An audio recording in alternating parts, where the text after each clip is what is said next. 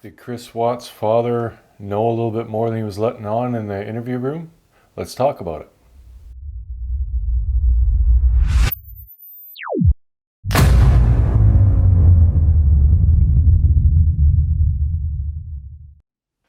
What's going on, everybody? I'm Prairie77 coming at you again, and today we're going to be talking about Chris Watts and his father in the interview room where he tells his dad what happened. So obviously there's a huge fascination with this case. There's lots of people making videos about it, and there's a lot of people watching it. Everybody, it just seems like they just can't get enough of this case. I don't really understand why this case specifically, but this is the number one true crime case on YouTube. Now, I do want to do more than just the Watts case. There's Brendan Dassey and Stephen Avery, the whole making a murderer thing. That's a crazy one, and there's so much to talk about with that. I'm going to be doing more videos about that. And Christian Andriacchio, probably not that many of you know about that case, but that's a really bad one. Guy was murdered, but it was ruled a suicide within 45 minutes of investigating. And there's no evidence to support suicide at all. None. It's all points to murder. And yeah, that's a horrible one, and I definitely am going to be doing more videos about that. Now, there's one thing that really bugs me about this whole Watts thing on YouTube, and that is the videos that other people are making. Now, it's one thing to have, your conspiracy theories, your whatever, your opinions in that. But when you take something that you know isn't true and you represent it as fact, that really bothers me. You will never see that on this channel. Everything that I put up, I have researched myself. I haven't taken what someone else has said and put it on this channel. I hate it when people do that, and it's happening all the time. And then what happens is you get people watch these videos, they think, oh, this is gospel. Then they go and repeat it. And before you know it, there's all these lies floating around that have no basis in fact at all. And I'm going to show you a perfect example of this, okay? Let's look at the interview room when Chris's dad walks in and Chris finally tells his father exactly what happened. Now, I'm going to play a little bit, and I want you guys to really notice that when Chris starts to describe what happened, he gets very quiet, and Ronnie has to say, what, huh?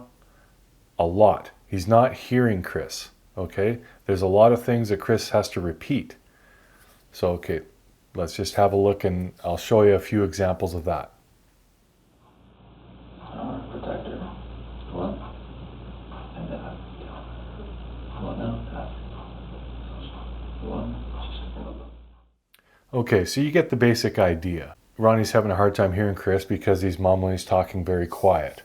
Now, there's one thing specifically, and there's been a couple of people make videos about this, and they got it wrong. So we're going to go through it really carefully, really slowly, and I'm going to explain to you before and after exactly what happened. Chris is just starting to explain to his dad what happened. He's talking about the affair, and he said Shanann hurt the kids and that kind of thing. And then he says, I killed her. But he says it very quietly, and Ronnie said, what? Ronnie did not hear him say he killed her. And then Chris said, I heard her. He heard that. So then when Ronnie says, did they leave after that? Some people were talking about that meant that Ronnie knew that there were other people in the house. No. You guys, you got to stop doing this crap. He was talking about Shanann and the girls because they were missing at the time. What are you guys doing? You really got to stop. I don't know what it is. Like, you're looking, I don't know if you're just looking for ways to vindicate Chris for some reason, or you're just looking to point the finger at anybody who may look even remotely suspicious, but you can't take things out of context like that and then lie about it. That's unethical. Just stop it. He didn't know they were dead.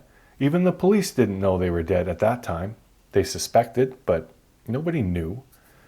The only one who knew was Chris. And then Chris said, I hurt her. And then Ronnie said, did they leave after that? So let's just watch this. I put some subtitles up so you can hear it a little bit better. But yeah, just have a look. I want to protect her. What? I want to protect her. You don't want to protect her? I don't know what else to say. What happened? Huh? She hurt him? Yeah. And then I well, no, that's not her. Your girl. Did they leave after that for a long time? So there you go. Does that sound like the guy knew that there were other people in the house? Does that make any sense to you? Why would people repeat this garbage? The more I do videos like this, like the debunking videos and that kind of stuff, the more aggravated I get. Because it's one thing to go after NK because she was the mistress, she was doing shady stuff. And there is a lot of stuff that says she could have been involved. To what degree, there's no proof of that. But that doesn't stop people from running with it. They say, I know NK was involved. I know that she did this. No, you don't. You don't know anything. Just stop it. I'm not saying that these people are all saints. I'm not saying these people are all bad. That's kind of irrelevant as far as I'm concerned. If you want to talk about it, but it ain't my cup of tea, and it's not going to be on this channel. I'm about the facts of the case. I'm not about the conspiracies and trying to connect these dots. And that's the other problem, is people have a mindset of what they want to believe happened, and then they look for things to prove what they're thinking is right. That's not how you do it. You have to have an open mind and look at things and then analyze it from there. Figure out what happened from there. You don't get a picture in your mind of what happened and then look for evidence to support your theory. That never works. And that's exactly what's happened with this whole Ronnie thing. He didn't know that the kids in Shanann were dead. He knew what everyone else knew. He knew that they were missing. And he asked, did they leave after that? So he's thinking they got in a fight. Shanann hurt the girls. He hurt Shanann. They left. That's what Ronnie thought. He did not think that there were other people in the house and that everyone was dead. I fully admit I have not gone through the entire discovery, and people do give me crap about that. Well, why should we listen to you? If you don't want to listen to me talk about a specific thing on the case, don't. But there are very few people who have gone through that entire discovery and know it front to back. You know how many pages there are? Thousands of pages and videos and pictures. Nobody knows this stuff inside and out. So that's why I'm doing a little bit at a time. I'm taking these things that I've heard and I'm going directly to that piece of information and I'm looking at it. That's what I did with the NK being seen on the top of the stairs. That's what I did with NK being seen, or someone being seen pulling a toddler back into the garage. Both of those were BS. And that's what I did with the 35C because people didn't understand that at all. And that's what I'm doing now. There are people who think Ronnie actually knew about all this and he was involved because of that sentence. He just didn't know what happened. And he asked Chris to repeat himself. And Chris said, I hurt her. So he's thinking they got in a big fight, people got hurt, and then they left. He wasn't talking about NK and Jim or Santa Claus, whoever the hell you think was in that house. There's no proof of any of that, okay? Let's go by the facts. So that's it for this one, guys.